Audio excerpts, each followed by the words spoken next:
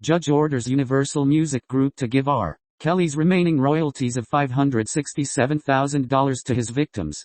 A judge has ruled that R&B singer R. Kelly's remaining royalties cover the $500,000 owed to his sexual assault victims. According to Vibe, the Chicago native's music catalog's royalties are valued at $567,444.19. The restitution and fines still owed to his victims amounted to $506,950.26. The I Believe I Can Fly artist doesn't have the funds in his name because the money is in Universal Music Group's bank account. To ensure the women get paid, Brooklyn, U.S. District Judge Ann Donnelly signed an order for the record label to release the money to make payments. Before this, she wanted the 56-year-old to give up the $28,000 he had reserved for his prison commissary to help pay his debt. The fines stem from when the multi-Grammy Award winner was found guilty and sentenced to 30 years in prison in 2022 for racketeering and sexual exploitation of young women. In addition to the case, a judge sentenced him to serve 20 years behind bars in a separate trial for his federal child pornography case in his hometown.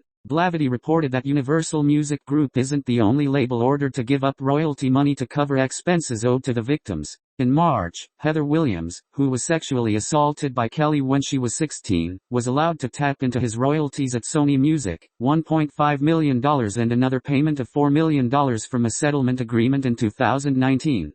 In December, a new album, I Admit It, was released unknown to Sony Music and Kelly's attorney but was quickly removed. The record label and his legal team claimed they didn't know how his new music was shared with the public. Despite some former fans boycotting his music, Kelly's discography still makes money from listeners on streaming platforms. Blavity mentioned Kelly would serve 19 of the 20 years for the pornography charge concurrently with the 30-year sentence he's currently doing for federal racketeering and sex trafficking. He is at Butner Federal Prison in North Carolina.